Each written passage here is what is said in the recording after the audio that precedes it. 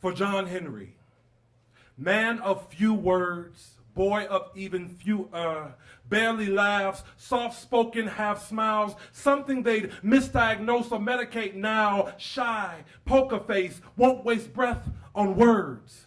Couldn't read him with a trifocal try, couldn't read as well as he could write. John Henry couldn't read as well as he could write, so they say he kept to himself. Just enough to get by, enough to enter the service one day, fought in Vietnam, made it to an army base in Kansas, somehow met my mom and made me. And I like to think God, a wicked sense of humor, for John Henry, man of few words, boy of even fewer, me, his seed, with so much to say, an artist. And I dare not start a conversation or call on the phone, can gauge how he's doing by the frequencies of, hello, you still there? Sighs, grunts, and moans, an old black man's Morse code. For John Henry, fluent in the nonverbal, would agitate the talkative. If he wasn't 6'2", dark-skinned, jet black hair, you wouldn't know he was there, but he was there. 1950s, Clarksdale, Mississippi. And believe me, if you've ever reached those city limits and you fart, you'll be in Memphis before you know it.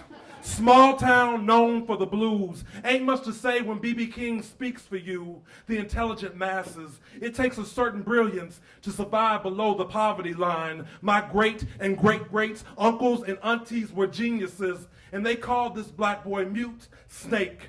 His moves on the basketball court held a quiet advantage. I would try to feel those soft-spoken shoes, but I dribbled best out my mouth. Dotted I's, crossed T's, jumped to conclusions best within margins, composition notebooks, my zone defense, 6'5" of awkwardness, body just rejecting this, we clearly different. I used to wonder if he liked me. Selfishly never wanting for nothing, simultaneously longing for more than a shrug, but his nonverbal let me know there was love behind that stoic face, full of barely audible praise. He worked hard, provided, cried when he dropped me off to college, taught me to tie a tie in sign language, ironed my clothes in closed caption, creases that could slice bread. In those simple actions, he said that black folk gotta look like they going somewhere to get somewhere in life. And may the knot on the top of that tie be the closest thing to noose your neck will ever know. Never spray starch, stiffened in a ditch or tree, cause 1950s Mississippi was a lot to not talk about.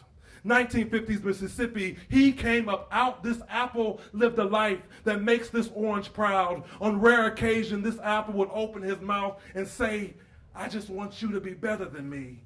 How? When I'm only a better half of you, you better half of me. Where I speak, you move. Where you move, I speak. We got this awesome group piece where I'm vocal cord for your trial, tribulation, and success, pushed forward by your work. For John Henry, my sacrificial poet, you set this stage.